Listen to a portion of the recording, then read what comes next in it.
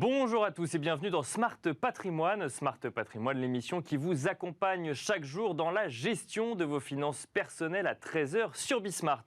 Au sommaire de cette édition, nous commencerons comme d'habitude avec patrimoine thématique. Un patrimoine thématique consacré tous les lundis à l'immobilier, à l'investissement immobilier. Et plus précisément, aujourd'hui, nous évoquerons la place des fonds immobiliers dans vos contrats d'assurance vie. Dans quoi sont-ils investis? À qui cela s'adresse-t-il? Ou encore, quel rendement en attendre? Autant de questions auxquelles nous tenterons de répondre avec Gwenola Lemaire, responsable Asset Management chez Euodia.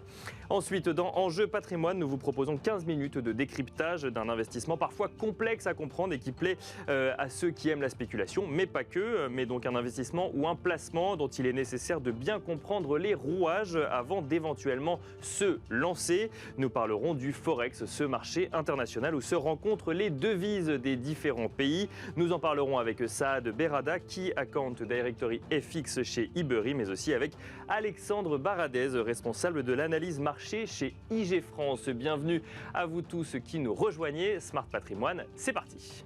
Patrimoine thématique en partenariat avec l'Anacofi.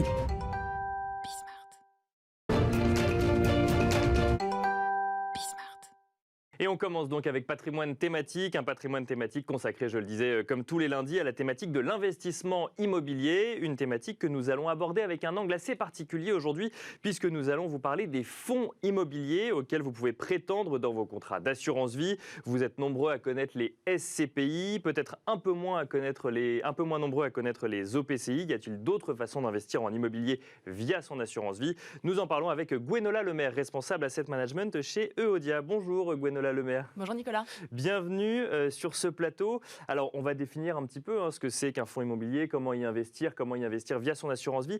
Mais peut-être une question très générale pour commencer. Un fonds immobilier, quand on parle d'assurance vie, quand on a son assurance vie devant soi, qu'on a la possibilité entre un fonds en euros ou unité de compte, quelle est la place et qu'est-ce que c'est qu'un fonds d'assurance vie ?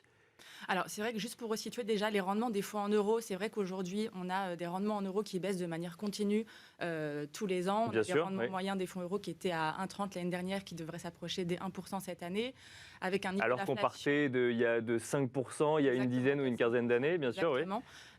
Sachant qu'aujourd'hui, on a certaines compagnies qui commencent à annoncer des rendements qui sont inférieurs à 1% et avec un niveau d'inflation un an qui est de 2,60. Donc on voit que clairement, le fonds euro n'est plus rentable du tout et on Bien n'arrive sûr, plus oui. à compenser le risque de l'inflation. Donc les investisseurs vont chercher d'autres supports d'investissement moyennant l'abandon de la garantie en capital parce que c'est ce qui... Ce n'est plus possible aujourd'hui, effectivement, de proposer des Exactement. investissements avec un capital garanti.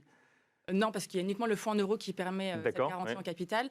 Donc, on abandonne cette garantie en capital, mais on va aller chercher des supports qui ont un bon couple rendement-risque, qui vont correspondre plutôt à des investissements prudents et qui vont se matérialiser via des SCI ou des SCPI pour la partie immobilière ou des OPCI si on veut mixer la partie immobilier et financière. Donc ça, c'est les fonds immobiliers. C'est ou SCI, ou SCPI, ou OPCI. C'est ça? Voilà, c'est quoi la exactement. différence entre les trois? Alors, l'OPCI, c'est un produit un petit peu hybride où on va avoir entre 60 et 65% d'immobilier et le reste qui va être investi sur les marchés financiers. Donc, on D'accord. a quand même une corrélation sur les marchés financiers. La moyenne des OPCI l'année dernière, le rendement était de moins 1,50 D'accord. Ouais. et c'était plus 5 l'année précédente. Donc, on voit que c'est un petit peu volatile. Et comment on explique que ce soit moins 1,50 l'année dernière et plus 5 l'année d'après? C'est la partie immobilière ou c'est la partie action? C'est la partie financière. C'est la partie financière, d'accord. Exactement. C'est la partie sur les marchés qui va être gérée de manière plus ou moins efficiente, D'accord. qui va faire que le rendement va être plus ou moins important, mais on peut avoir des rendements négatifs. Et ça, c'est une moyenne quoi, au niveau de toutes les sociétés, OPCI. toutes les sociétés de gestion, tous les OPCI, Voilà, d'accord. tous les OPCI, exactement. Sur la partie purement fonds immobiliers, on a les SCPI ou les SCI. Donc SCPI, je crois que vous en avez déjà parlé dans de précédentes Ça arrive de temps en temps, effectivement, dans cette émission, voilà. oui. Sur la partie SCI, la SCI va fonctionner un petit peu comme un fonds de fonds. Donc on va retrouver plusieurs SCPI à l'intérieur de la SCI. D'accord. Donc l'avantage, c'est qu'on est en architecture ouverte. Donc on a une très bonne diversification à l'intérieur de la SCI. On va retrouver sur les plus grosses SCI plusieurs dizaines de milliers de locataires. Donc on a vraiment une très bonne diversification ouais. et une mutualisation du risque. Et c'est vrai que sur les SCI, on voit que c'est un produit qui se développe énormément. Il y a de plus en plus de SCI qui sont référencés aujourd'hui en assurance vie. Et on voit qu'il y a un réel intérêt des investisseurs pour cette classe d'actifs. Alors, vous avez commencé à nous le dire en réponse à la première question. Pourquoi est-ce qu'on va vers l'immobilier? Vous nous dites que c'est finalement une réponse au fonds en euros. Pourquoi? Parce que ça rassure, parce que c'est de l'immobilier, c'est ça? Oui, parce que c'est une classe d'actifs qui est très peu volatile. On voit que pour reparler des SCI, on a une volatilité qui est inférieure à 1%. Donc, on a vraiment vraiment un niveau de risque qui est très faible. Donc certes, on abandonne la garantie de capital, comme je vous le disais, mais on a des sous-jacents qui sont l'immobilier, quelque chose qui rassure les Français. C'est vrai que le fait de pouvoir mettre l'immobilier dans l'assurance vie, ça combine en fait les deux classes d'actifs qui sont les deux placements préférés des Français. Donc ça permet de combiner ces deux facteurs-là que les Français aiment beaucoup. Bon, et alors avec 3 façons d'investir, donc plus ou moins volatile. Si on devait faire une gradation, on dirait quoi? Le moins volatile, c'est la SCI et le plus volatile, c'est l'OPCI, c'est ça? Exactement. Et alors, donc en fait, la SCI, c'est comme si on investissait dans plusieurs SCPI, c'est ça? On peut peut-être rappeler ce que c'est qu'une SCPI, même si on en a souvent parlé dans cette émission, c'est qu'en fait, on va investir selon des thématiques d'investissement en immobilier, ensuite ou dans de l'immobilier professionnel ou dans de l'immobilier résidentiel, et ensuite la société de gestion va gérer plusieurs actifs, c'est ça, et en dégager un rendement? Exactement. Alors, sachant qu'on a quand même deux thématiques principales et historiques sur les SCPI qui vont être les bureaux et les commerces. D'accord. Et plus récemment, on a des nouvelles thématiques qui se développent autour de la santé, de la logistique. Donc, des nouvelles thématiques qui sont intéressantes à regarder. Alors, il faut faire attention parce que sur les 200 SCPI qui existent aujourd'hui sur le marché, il y en a seulement une trentaine environ qui sont éligibles au contrat d'assurance vie. D'accord. On n'a pas accès à toutes les SCPI en assurance vie.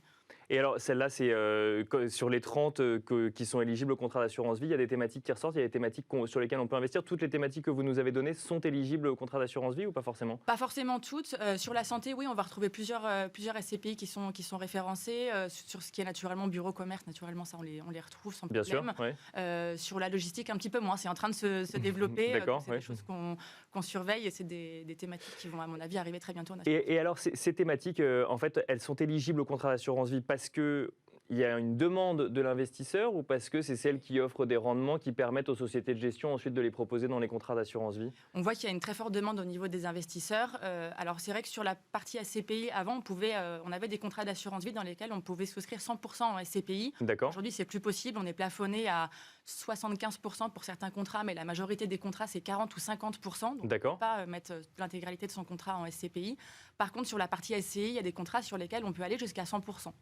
Donc quelqu'un qui a un profil prudent, qui veut avoir plus de rendement que le fonds en euros sans prendre trop de risques, il peut investir l'intégralité de son contrat. Et comment on explique que justement il y ait un investissement qui soit plafonné sur certains types de... Parce qu'on sait que c'est déjà le cas par exemple sur les fonds en euros, c'est plafonné parce que comme ça ne rapporte pas, effectivement les assureurs ou les sociétés de gestion mettent un plafond justement pour garantir un rendement. Sur les SCPI, pourquoi est-ce que c'est plafonné?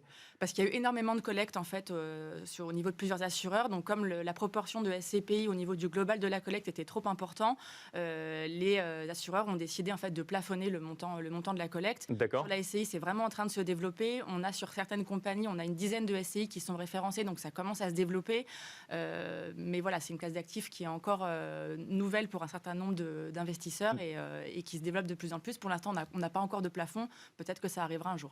Alors, donc je le disais, vous êtes responsable asset management chez Euodia, cabinet en gestion de patrimoine avec une dizaine d'années d'existence. Quand on vient vous voir aujourd'hui pour vous poser des questions sur la gestion de son patrimoine, généralement on a quand même déjà un contrat d'assurance vie que son banquier nous a fait ouvrir. On l'a mis en fonds en euros parce que ça nous rassure. Les gens avec qui vous échangez ont cette connaissance de la capacité d'investir en immobilier via l'assurance vie, que ce soit SCI, SCPI ou OPCI? Non, pas forcément. Souvent les gens ont entendu parler de SCPI. D'accord. C'est vrai qu'ils connaissent mal la SCI ou l'OPCI, donc ça nécessite un petit peu d'explication et de pédagogie de notre part, et pour ensuite voir si en fonction de leur profil de risque, on peut leur proposer ce type de véhicule. Et donc là, c'est plutôt c'est pour des investisseurs en fait qui sont prêts à prendre peu de risques, sauf pour la partie OPCI que je mets un peu de côté, oui. Mais sinon SCI, SCPI, c'est globalement le même combat, j'ai envie de dire. C'est pour des personnes qui sont prêts à prendre peu de risques, et c'est pourquoi une épargne de long terme également? Alors la SCPI, c'est plutôt du long terme parce que l'horizon d'investissement qui est conseillé par l'AMF, c'est 8 ans. D'accord. C'est vrai que c'est vraiment un investissement long terme. La SCI, on a quand même des frais d'entrée. C'est vrai qu'on n'a pas encore parlé des frais. Les frais d'entrée sur la SCI sont moins importants que la SCPI. D'accord. On a des frais d'entrée qui sont entre 1 et 2%, donc qui vont être amortis beaucoup plus vite que les frais de la SCPI. Ça, c'est à chaque versement ou c'est au début? De toute façon, on peut faire des versements. Vous investissez sur la SCI. Vous pouvez pas faire des versements mensuels, programmés sur la SCI, c'est pas possible. Mais par contre, vous pouvez rentrer. Enfin, à chaque fois que vous allez rentrer sur la SCI, vous allez avoir ces frais d'entrée qui sont appliqués, donc de 1 à 2%. D'accord. Donc sachant qu'on a un objectif de rendement qui va être entre 3 et 4%. Donc, en moins d'un an, on va avoir gommé les frais d'entrée de la SCI, donc ce qui permet de se projeter sur un horizon 2 ans. On peut conseiller d'aller sur la SCI. Donc 2 ans pour la SCI, minimum 8 ans pour la SCPI, parce que les frais oui. sont un peu plus élevés, c'est ça? Les frais sont plus élevés, tout à fait. Et ensuite l'OPCI, même si on sent effectivement que c'est pour ceux qui auraient une appétence pour le risque, mais en même temps qui voudraient compenser avec un petit peu d'immobilier. Là, pour le coup, c'est un investissement de long terme également? C'est plus sur du long terme. Alors, c'est vrai qu'on a des objectifs de rendement qui sont plus élevés dus à l'exposition qu'on a sur les marchés financiers. Donc, il y a des objectifs de rendement qui sont plus autour de 5%. D'accord. Mais comme on a cette exposition, comme je disais, au marché financier, c'est vrai qu'on conseille de rester un minimum 3 ans sur l'OPCI. On a des frais d'entrée qui sont minimum de 3%. Donc, il faut quand même se donner le temps de pouvoir amortir ces frais. Alors, vous l'avez dit, le capital garanti, ça n'existe plus, sauf dans le fonds en euros, ça n'existe donc pas dans l'immobilier. Pour autant, on peut réduire ou augmenter son exposition au risque. Quel risque à investir en immobilier via son contrat d'assurance vie, donc que ce soit en SCI, SCPI ou OPCI? C'est vrai qu'on ne peut pas dire qu'il n'y a pas de risque parce que, comme je vous le disais, on n'a pas de garantie en capital. C'est vrai que si on regarde sur une échelle de risque de 1 à 7, on est entre 2 et 3 sur les SCI. Donc, ce n'est pas un risque nul. Mais c'est vrai que quand on regarde l'évolution de la courbe des SCI, ça évolue de manière quasiment linéaire, en fait. Donc, c'est vrai qu'il y a des moments, il peut y avoir des petits à-coups au niveau, quand on regarde la valorisation sur du long terme, qui peuvent être liés à des acquisitions immobilières, par exemple. Bien sûr. Mais c'est vrai que les performances historiques sur du long terme, on est au-dessus de 4%. Ça, c'est pour la SCI. Ça, c'est pour la SCI. Oui. Et pour la SCPI, c'est vrai qu'on a des SCI qui sont quand même assez anciennes, sur lesquelles on a une bonne visibilité. Il y a des SCI qui ont été lancées en 2004, une autre en 2007. Donc c'est vrai que ça permet d'avoir de bons historiques de performance et de voir comment les SCI se comportent en fonction des différents scénarios de marché. Et SCPI, du coup, le risque, c'est le même? Oui, c'est à peu près le même risque. Oui, de toute façon, c'est un fonds de fonds. Dernière question, parce que les SCPI, effectivement, il y en a des nombreuses. Il y en a qui sont sérieuses, d'autres où on se pose un peu plus la question de savoir à quel niveau on se situe par rapport à potentiellement une arnaque ou en tout cas une difficulté à prendre de la valeur. Est-ce que le fait qu'une SCPI soit accessible via un contrat d'assurance vie est une garantie du sérieux de la société de gestion, selon vous? Oui, parce que en fait, les compagnies doivent référencer un certain nombre de fonds au sein de leur contrat d'assurance vie. Ça marche aussi pour les SCPI. Donc, on sait que si la SCPI a été référencée par l'assureur, c'est que l'assureur a vraiment regardé le fonctionnement de la SCPI, s'est assuré du sérieux de la gestion, de la société de gestion, etc. Donc, on peut se dire que si la SCPI a été référencée, c'est un gage de sérieux. C'est un gage de sérieux. Merci beaucoup, Gwenola Lemaire. Je rappelle que vous êtes responsable asset management chez Euodia. Et quant à nous, on se retrouve tout de suite dans Enjeu Patrimoine. Et on enchaîne à présent avec Enjeu Patrimoine, un enjeu patrimoine consacré à un marché financier assez particulier, le Forex. Un marché qui attire autant qu'il fait peur car la volatilité y est assez élevée. Aussi faut-il bien connaître les caractéristiques de ce marché avant d'éventuellement s'y lancer, car vous le verrez, ça n'est pas fait pour tous les investisseurs. Pour comprendre comment il fonctionne et pourquoi il est nécessaire de s'y intéresser lorsque l'on est une entreprise également, notamment une entreprise qui a une activité internationale, nous avons le plaisir de recevoir Saad Berrada, qui Account Directory et fixe chez Hibery. Bonjour Saad Berrada. Bonjour Nicolas. Hibery qui accompagne les entreprises dans leur internationalisation, avec notamment cette prise en compte du marché des changes. Et pour en parler, nous avons le plaisir de recevoir également Alexandre Baradez, responsable de l'analyse marché chez IG France. Bonjour Alexandre Baradez. Bienvenue sur ce plateau. IG France, une plateforme de trading en ligne qui permet entre autres de prendre des positions sur le Forex. Et on va commencer avec vous Alexandre. Le Forex, pour un investisseur habitué à investir en actions, voire parfois en obligations, qu'est-ce que c'est? Qu'est-ce que ça change? Alors qu'est-ce que c'est déjà? C'est un marché. C'est un marché, on connaît tous le marché actions, vous avez le marché donc des devises, le marché d'échange, il y a le marché obligataire ensuite, donc il y a le marché des matières premières, donc c'est un marché parmi d'autres. D'accord. Sa spécificité, c'est que c'est un marché qui est décentralisé en fait. Le marché d'échange, ce sont des échanges qu'on appelle OTC, donc vous avez des établissements qui, entre eux, principalement des établissements bancaires qui s'échangent des devises, et après là-dessus, sur ce marché interbancaire ou ce marché d'échange, viennent se greffer des intermédiaires, des courtiers, qui proposent ensuite aux particuliers de pouvoir trader sur les devises pour la partie purement retail. Après, vous avez également des entreprises. Donc, si on estime la taille de ce marché, c'est à peu près, alors ça dépend les mois et les périodes de l'activité dans l'année, mais c'est entre 5 000 à 6 000 milliards de dollars d'activité jour sur ce marché d'échange. Et vous avez aussi bien des activités qui se passent au spot, c'est-à-dire on va trader la variation court terme du marché d'échange, donc de l'euro par rapport au dollar, de la livre par rapport au dollar. C'est ça, c'est forcément une devise par rapport à une autre devise. Oui, toujours. C'est quand vous traitez la paire euro-dollar, si vous êtes acheteur euro, c'est vendeur donc dollar. Et inversement, si vous décidez de shorter la paire euro-dollar, c'est que vous êtes vendeur euro, d'accord, long dollar. Voilà, donc... Et c'est peut-être ce mécanisme qui est un petit peu différent d'un marché action, où en fait on va acheter une action et on va se dire elle va monter, mais parce que l'action elle-même monte. Là, en fait, l'euro ne montera que par rapport au dollar ou par rapport à la livre. En fait, c'est forcément un fonctionnement en couple avec une autre devise. Toujours. Ce marché échange, ça marche toujours par paire de devises et toutes les paires n'ont pas la même importance. D'accord. On connaît tous ou la plupart les paires dites majeures qui correspondent aux principales zones économiques de la planète, les principales devises de la planète, des pays les plus développés, l'euro, la livre, le dollar, le yen, le franc suisse aussi. Voilà, ça sont les devises dites majeures. Et à côté de ça, donc sur lesquelles se passent les plus gros volumes d'échanges dans la journée. Et les volumes d'échanges se font aussi bien au spot, vous avez des contrats futurs, vous avez des forwards, des swaps, donc il y a plusieurs. Donc là, il y a des produits dérivés sur les paires de devises, en fait, c'est ça? Voilà, sur les 6 000 milliards en gros d'échanges par jour, vous avez un gros tiers du spot, et le reste, ça va se faire sur des forwards, donc des produits futurs, de produits dérivés. Et donc vous avez ensuite des paires dites majeures et ou des devises dites mineures, donc sur lesquelles les volumes sont plus faibles et qui correspondent à des zones économiques, là aussi un peu moins importantes en termes de PIB. Donc voilà à peu près la répartition de ce marché. Et alors, pour bien comprendre, ça veut dire qu'en tant qu'investisseur particulier, on parlera du côté entreprise après, ça veut dire que je ne vais pas parier sur parier d'ailleurs, le terme n'est pas bon, mais je ne vais pas miser sur la hausse de l'euro. Je vais miser sur la hausse de l'euro par rapport à une autre zone géographique. Qu'est-ce qui va faire varier cette force finalement d'une devise par rapport à une autre? Alors c'est vrai que c'est un marché les mouvements des devises ne répondent pas à un critère unique. Ce serait trop simple. Si c'est de dire ça correspond à l'évolution des taux des banques centrales, ce serait trop simple. Il y a effectivement le niveau des taux des banques centrales. Donc sur le Forex, on suit aussi les annonces de Jérôme Powell ou de Christine Lagarde, d'accord? C'est une grosse partie des mouvements, mais ça suit aussi la dynamique économique d'un pays. Par exemple, un pays qui a une forte croissance avec une inflation aussi assez forte, eh bien le marché price le fait que les banquiers centraux vont avoir une politique de taux un peu plus élevée. Donc on va acheter aussi du rendement.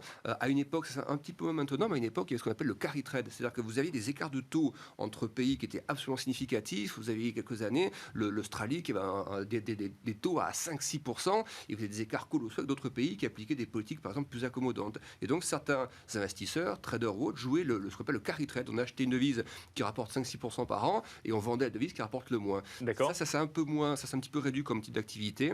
Mais après, c'est vrai que le Forex, on le voit souvent comme un marché très volatile. Oui, c'est la question que j'allais vous poser.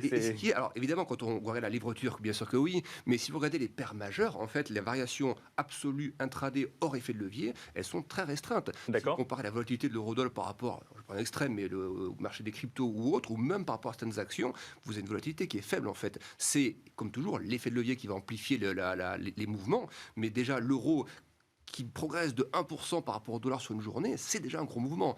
Donc, et 2-3%, n'en parlons pas, ce seraient des mouvements absolument gigantesques. Donc, ce n'est pas un marché qui est très volatile, c'est toujours pareil, c'est l'effet de levier, c'est ce qu'on va acheter par rapport à son capital, c'est des effets de marge qui génèrent effectivement une exposition plus forte et que là, il peut être plus dangereuse, évidemment. Saad Berrada, même question sur les... Alors, vous voyez ça côté entreprise, puisque vous accompagnez des entreprises qui s'internationalisent et donc forcément qui achètent et vendent dans des devises différentes. Donc, il faut gérer effectivement cette différence de devises. Qu'est-ce qui fait varier les prix des devises finalement, en tout cas le cours des devises? Alexandre l'a très bien dit, aujourd'hui c'est un ensemble de données qui vont être économiques ou aussi politiques. Pour prendre un exemple, on est en mars 2021, on est en Turquie et Erdogan vient de licencier son gouverneur de la Banque centrale. 2 jours après, la lire turque perd 10%. On est au début novembre, Christine Lagarde minimise les effets de l'inflation sur les marchés. Et puis, les marchés ne sont pas d'accord. Ils disent que l'inflation est une thématique majeure sur les marchés. L'euro se déprécie contre le dollar de près d'1,5%. Donc, en fait, tous ces critères-là, qui sont extrêmement sensibles et liés à l'information, vont venir bouger les devises. Et on peut même aller plus loin. Et donc là, par exemple, ce serait le couple euro-livre turc ou livre turc-dollar et euro-dollar, pour le coup. Exact. Alors, pour le cas précis de la livre turque, donc elle va perdre de la valeur par rapport à toutes les autres devises contre lesquelles elle est cotée, tout à fait. Ou en tout cas, l'euro et l'USD qui sont les devises majeures. Mais je disais, on peut aller encore plus loin parce qu'au niveau de l'information, parfois, ce n'est pas tant l'information qui va faire bouger les devises, mais l'anticipation par rapport à l'information. D'accord. Je prends un exemple, marché US, les chiffres de l'emploi. Il va y avoir de la création d'emplois, mais peut-être un peu moins que prévu. mais ça peut faire baisser le dollar, alors que c'est une nouvelle positive. Parce qu'une économie moins robuste qu'anticipée, avec une indication, enfin avec une information clé, donc ça fait baisser le dollar. Tout simplement parce qu'en fait, l'information est tellement instantanée et sensible qu'à un moment donné, ce sont les prévisions par rapport à l'information qui vont faire bouger le cours et pas simplement l'information en elle-même.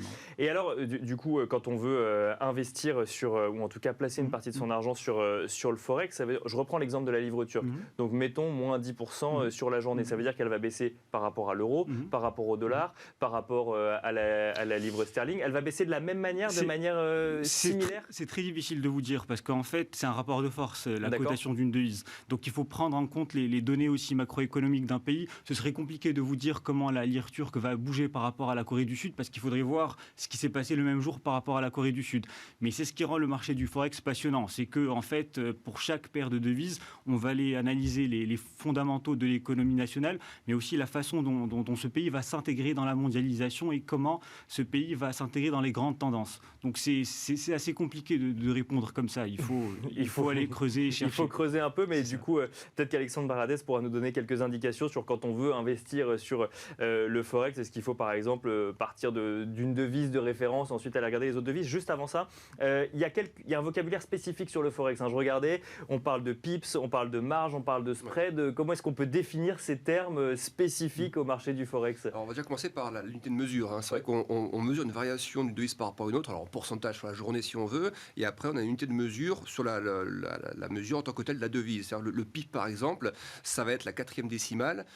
Donc l'euro, on va toujours dire, un euro c'est 1, 10, 12 par exemple. Donc 1,10. Voilà. Ouais. Après, il y a des paires asiatiques comme le dollar yen, où là par contre on n'a que 2 décimales. Mais sur la plupart des paires majeures, la livre par rapport au dollar, c'est pareil. 1, 15, 20, 1, 15, 60, etc. Donc voilà, c'est comme ça qu'on mesure le PIB. Donc c'est l'unité de mesure la plus petite et on arrive même à côté des dixièmes de PIB également. D'accord. Et ce PIB, il a une valeur selon la taille de votre position en fait. Le PIB peut valoir 1 euro, 2 euros, 10 euros selon la taille de la position que vous prenez. Après, les courtiers font en sorte que la variation des cours soit la plus lisible possible pour un client retail, qu'on comprenne bien si l'euro passe de 1,1210 à 1,1250, je gagne combien? Je gagne 40 pips. Combien vaut le pip? Combien j'ai gagné? Et là, sur les plateformes aujourd'hui, tout est très bien fait. Vous savez, vous avez des simulateurs, vous mettez, j'ai un capital de 10 000 en position, mon pip vaut tant. Donc vous savez exactement combien vous pouvez gagner, combien vous pouvez perdre. D'accord.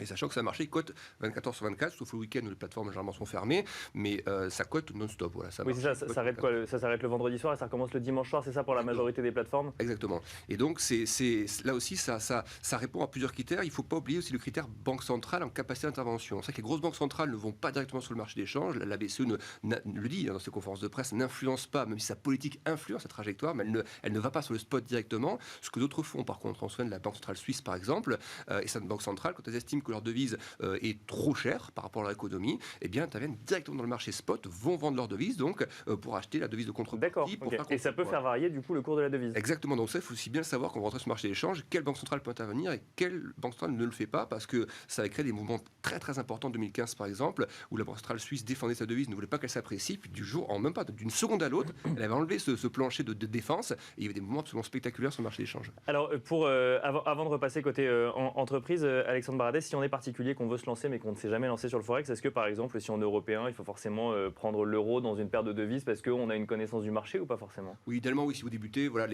après c'est les brokers qui font le change in fine, et vous allez avoir toute une liste de paires de devises disponibles. Donc oui, mieux vaut démarrer en euros, mais après des investisseurs plus avertis, vous pouvez avoir un compte en dollars, et puis depuis ce compte en dollars, faire vos opérations sur le marché d'échange.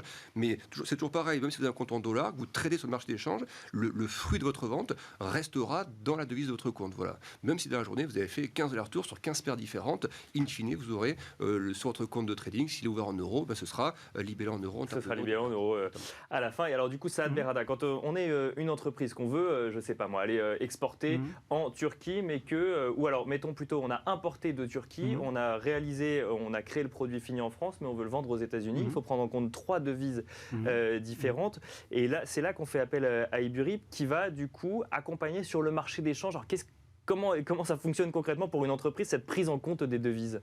Alors déjà, il y a un levier. Par exemple, on a pris l'exemple d'une entreprise basée en Europe et qui va importer de Turquie, il y a le paiement. Et le paiement, on a tendance à croire qu'il n'y a pas de change avec le paiement. Mais dès qu'on parle de paiement et qu'on parle de plusieurs pays, on est dans le cas d'un paiement transfrontalier. Et parfois, dans le paiement, en fait, il n'y a pas cette notion de change. C'est une notion qui est implicite.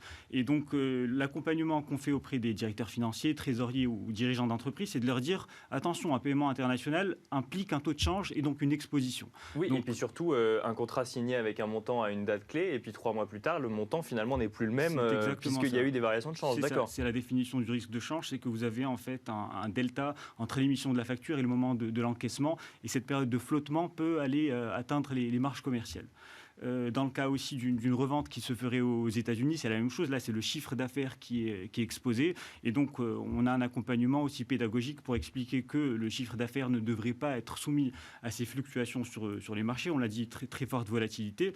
Donc, l'idée, effectivement, c'est de pouvoir construire des stratégies qui permettent de figer le taux de change et d'éviter de... Et alors, comment on fait? On se couvre quoi, avec des produits dérivés sur le marché des changes? Il y a un produit... Alors, chez Iberi, je ne vais pas parler de produits qui sont plus complexes tels que les options, parce que ce n'est pas ce que nous faisons. Ce sont des produits défensifs assez simples qu'on appelle un forward. C'est un contrat à terme. Ça veut dire quoi? Donc, c'est une notion de temporalité. Ça veut dire que vous choisissez de vous protéger en verrouillant un taux de change. Donc, en fait, il n'est plus amené à être mouvant. Et ça, c'est bien un contrat type forward en fait, qu'on aura souscrit, et donc ça permet de verrouiller le taux de change. C'est exactement ça, et ça peut être jusqu'à 5 ans, par exemple. Et alors ça, c'est pas... Et chez Iberi, vous ne le faites pas, mais on peut aussi le faire avec des options. Ça veut dire que c'est plus risqué. On va acheter la possibilité d'acheter plus tard une devise à un tel moment ou de la vendre à tel moment plus tard, c'est ça? C'est un produit qui est probabiliste. Ça veut dire qu'on n'est pas sûr que la transaction va se faire, et ça va induire ce qu'on appelle un premium. Ça peut induire des coûts assez importants. Il y a des produits tels que, je ne suis pas expert sur le sujet, mais des TARF qui peuvent en fait obliger un trésorier à acheter 2, 3 fois, 4, 5 fois plus le montant. Ouais. C'est pas ce qu'on fait. Ça peut être très bien fait, mais pour le moment, voilà, on est sur des produits classiques. Il vaut mieux avoir un peu de trésorerie quand on va à l'international. Il faut être préparé, tout à fait. Du coup, les entreprises, elles intègrent ce risque ou pas forcément? Elles ont conscience, parce que l'euro-dollar, on a l'impression que finalement, on a cette idée, on le voit varier tous les jours, mais on ne se dit pas forcément que ça va avoir une grosse incidence sur le chiffre d'affaires. Ces entreprises ont conscience quand même de cette variation? C'est une très bonne question. En fait, on travaille avec des grands groupes qui sont cotés, on travaille avec des PME, des ETI, et c'est très très variable, la sensibilité qu'on a. Je vous donne un exemple. Il y a 2 semaines, je parlais avec une entreprise, un directeur financier qui me disait, moi, je vends en Chine, donc c'était des produits agroalimentaires en euros, je ne suis pas exposé au risque de change. Et c'est faux, parce qu'en fait, quand on travaille en euros, on a l'impression que les prix ne changent pas, mais ce sont les Chinois qui vont acheter ces produits-là, donc qui vont devoir changer leur yuan chinois en euros.